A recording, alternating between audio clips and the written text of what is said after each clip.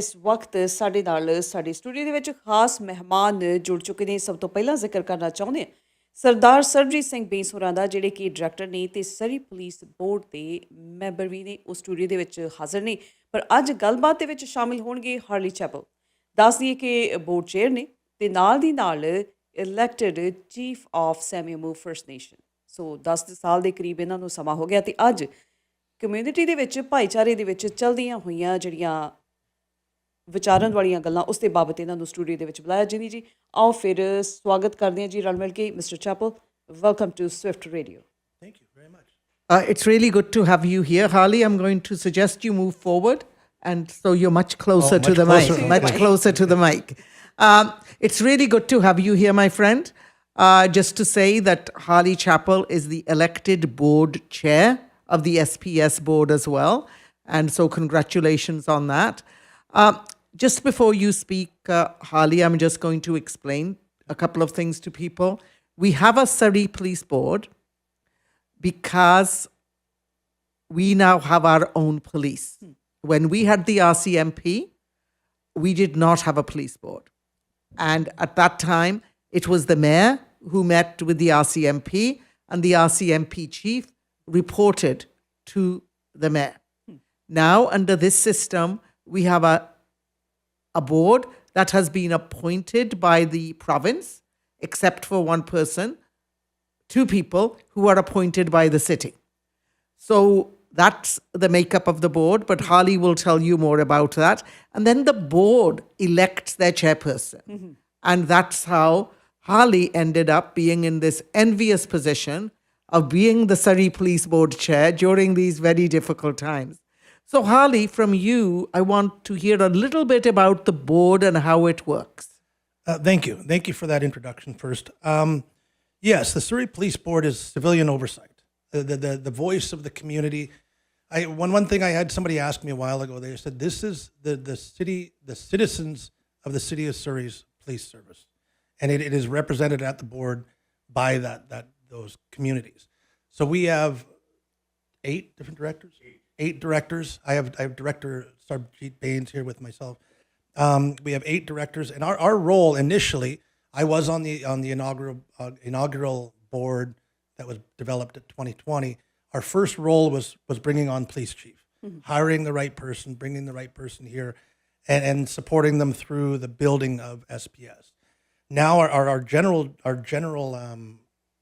role at the board is setting the direction of SPS, setting priorities, hearing and listening to community, and bringing that back to our police chief for him to develop plans, him to hear the priorities and the concerns of community, and how he is going to address that. Once he develops those plans, that's operational policing. We then review those plans and oversee the unraveling of how he's doing with those works, and his team.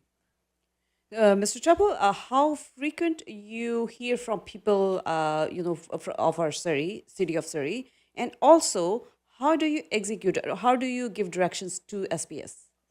How do we hear from the city of Surrey all the time? We hear, and it's great having Director Bains here, and we have our other director, Director Chima, that was here today. We hear it loud and clear. We hear from our communities what's going on in the community and bringing those issues and those concerns to our table to address not only at the board, but then bring that information to our police chief.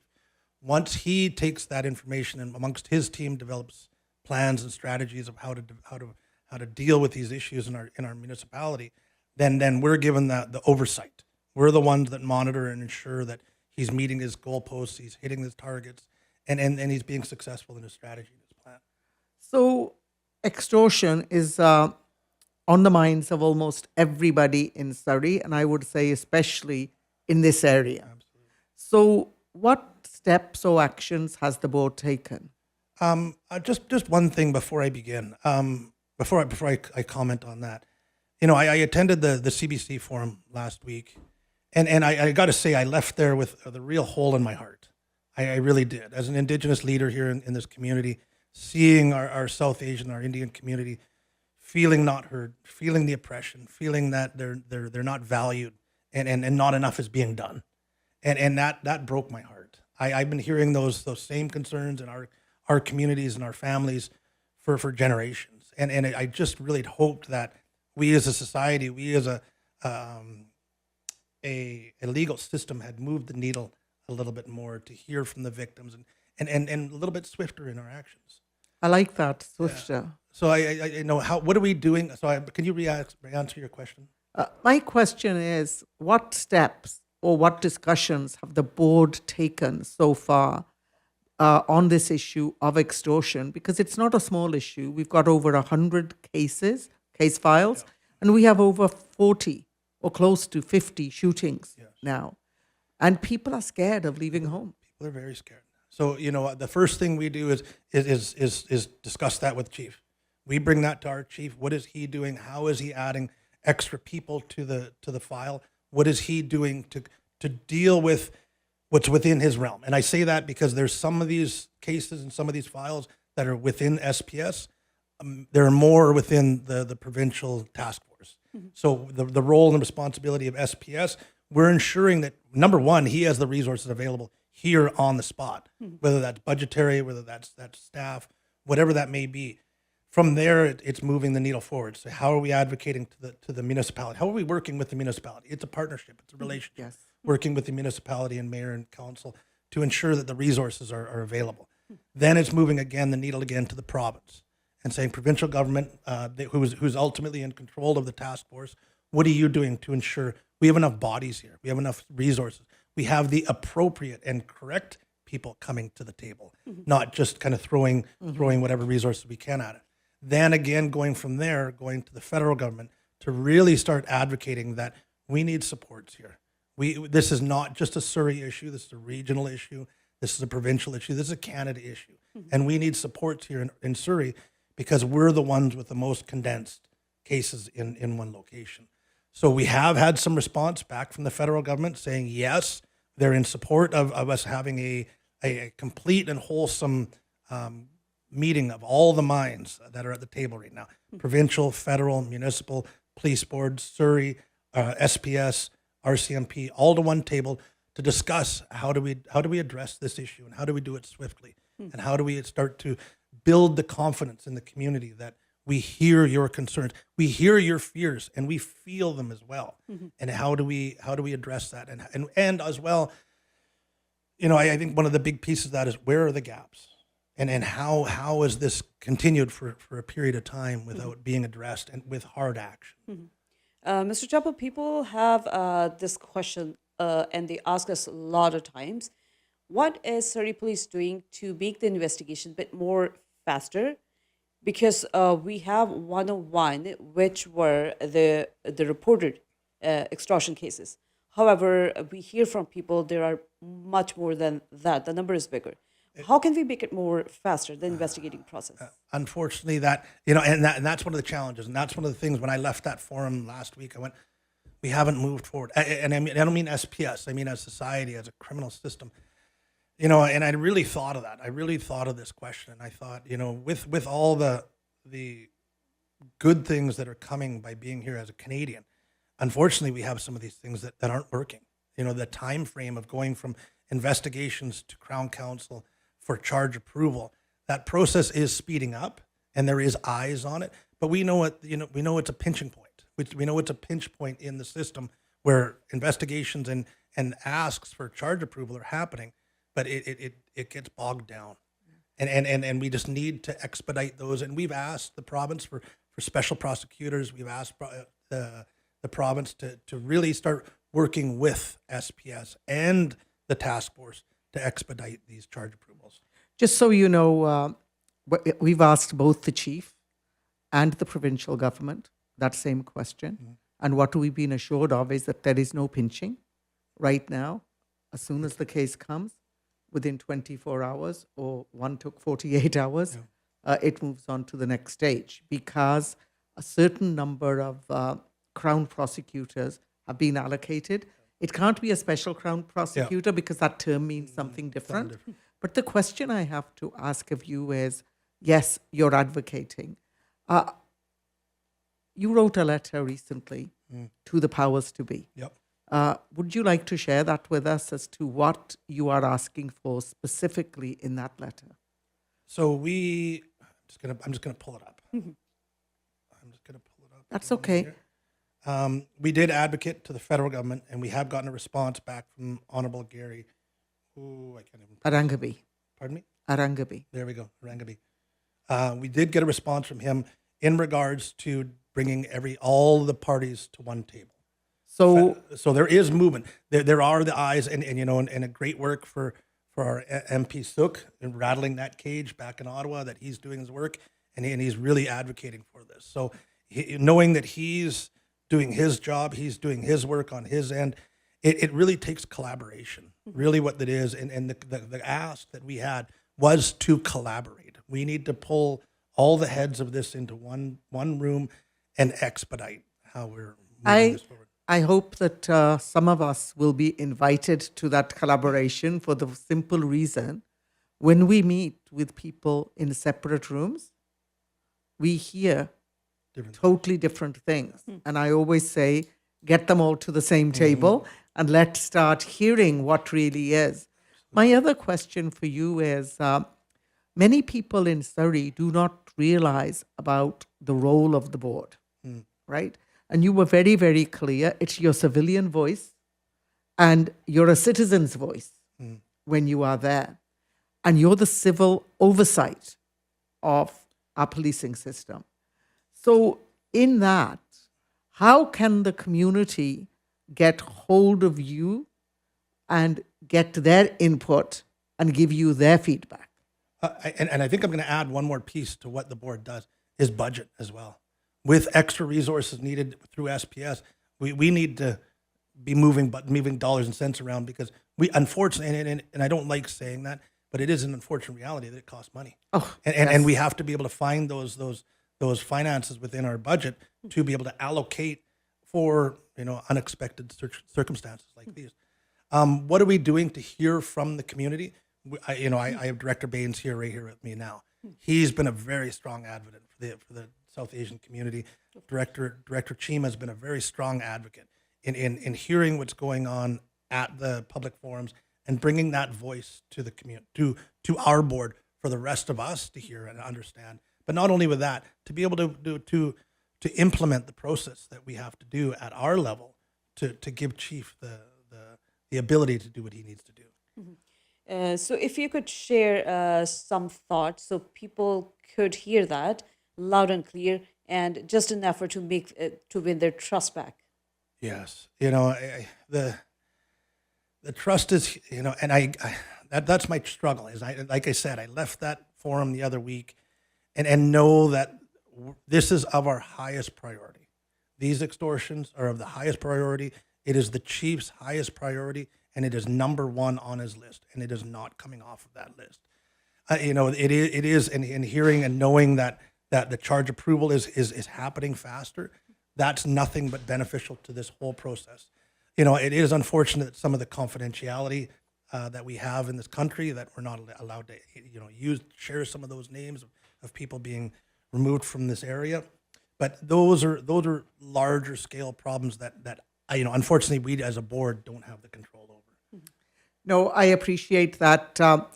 Chief, I'm going to ask if you can maybe stick around for 8 minutes. Absolutely. And if you can, then we can carry on after our next segment.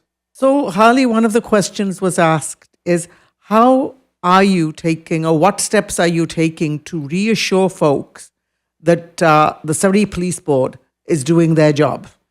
Obviously, this is of our highest priority. I think one of the things that we're advocating and we're mentioning to our police chief is being visible, being out in community, reassuring community that these investigations are moving forward. This is happening. We heard last week that the RCMP have allocated more resources to this task force. So it is presence. It's being able to be visible in the community. It's being able to be in contact with not only the ones citizens that have been approached and being directly impacted by these extortions, but as well as their families and community, larger community as well, and ensuring to community that it's going to take community to do this. Police can only do so much. It's really going to need community support. It's going to need advocacy coming from the community to assist with finding the ones that need to be taken. One of the key things we hear from people is that the police is too secretive. They don't give the information, they don't let people know what's going on. So when you don't know, then fear increases and people make up stuff. So I'm going to give you an example. If something happens in, let's say, Peel district out in Ontario, immediately you get a press release with a lot of detail in there because I've been following the cases there closely. Whereas from here, it's a lot of silence. So can you speak to that, please? I can't speak to the operational pieces. Okay, sorry. But what I can speak to is the process of how this happens. Yes. And you know, and our police chief has been very diligent in sharing with us the importance of maintaining the integrity of those investigations. He must do that. What we don't want to happen is an investigation be incomplete or be rushed, be put over to Crown Counsel, and if charges are proved, that something goes wrong with that case, and people are let off, even though the thoroughness of the investigation is of the utmost importance. Chief, I absolutely agree with that. And the public doesn't want information that will interfere with, but they want to know something is happening. And I suppose that was my question. And I think that will be the direction of the board to go back to us as a board to direct chief that he should be more visible. He is out in the community, he is out at the forums, he is there, but it might be turned into weekly, daily, whatever that looks like, updates. We as a board get those from our police chief. We as a board in our committee meetings, we get the updates from him on a regular. And now how do we start to articulate that back to? I think that's a good idea that you've come up with now, which is giving the public regular updates. And I think also the police's presence out publicly, not just at events, but getting out on media and getting ahead of the game and sharing Being proactive with to this. the public. Absolutely. Mr. Chappell, sorry, go ahead. Sorry, just one last comment. And even this is part of the reason why we're here today. Is just to begin sharing that message, sharing that understanding. We hear and I know the community doesn't want to hear that. We hear you. I know they're sick of hearing that. And know that we're pushing the needle from our with all of our abilities to our police service to ensure that this is of the highest priority. And I'm so happy and grateful. And I want to say this and acknowledge that you are here today. Because, as you know, we've been trying since September, and they say better late than never. And you play an important role in our public safety and in policing in Surrey. So I'm happy to see you here, and I think Lovey has a question. Yes, probably from everyone, our public, people who live in our city. How approachable is SPS board? And then if yes, and then how could people, what are the sources they could? Absolutely. Our board is approachable. We are community members first. We are community members first. We are part of this community. And I can honestly say that our board cares about this community. We truly do. You can approach us at any moment. You can also go through our executive director to talk about coming in to have presentations or discussions at board level. And the public is open. All of our open meetings are open to the public. Unfortunately, as we've unraveled this new way of doing policing here in the city of Surrey, that piece hasn't kind of caught on yet. And then we have public meetings where we aren't getting the public in person. We do have an online forum as well that they can follow our board meetings online and have those requests for questions and have those requests directed as needed. And I know that your email for your executive director has now been corrected. It was the media one. Yes. It was the media So I one. want to say where I would be on the radio saying, where is the board chair? Then we found out that they had not changed their media email, and we were sending the emails into that forever endless black hole. And one day we connected, and so you came on very, very promptly. Just for the public's sake, I do want to let you know the names of all the board members. I've got them here. You got Sonia Palmer, who is the vice chair, Narissa Allen, Sarabjit Bains, of course, he is with us, James Jim Kawana, Bilal Chima, Archie Johnston, Christine Moore, and Rob Statt. So that those are the names of your representatives at the Surrey Police Board. They are nominated, their names they apply, and then the provincial government selects. And these are the people that were selected by the provincial government, and they represent Surrey civilians. They are the citizens' voice on this Surrey Police Board. And anything you want to say before you leave us today? You know, it goes back to my feeling of that forum that I was at last week, and just how I left with that kind of hole in my heart. I felt really, really horrible that we have a community here in Surrey that is feeling all those things. I want them to know that and I know it doesn't do much for the fear, but we care, and we're here, and we hear you, and making these extortions, and nobody should be living in fear. Nobody should be doing this. One thing I really do need to say is that, and in closing, is I'm going to reiterate the words of our chief. You know, we need the public support. We need the public to inform us on things. If you are one of the ones that is contacted, preserve what evidence is available and call the police. That is the way we're going to be able to do this. People are asking about the increase of calls, and you know, are we saying, is it just more people that are calling now, or less people just paying?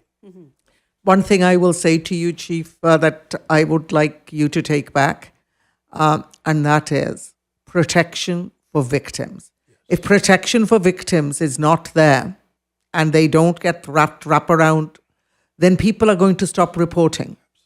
And please take that back to your board and to whoever else you're going to report to. And one last thing I'm going to say to you before you leave today, we hear from the public that this is their number one concern.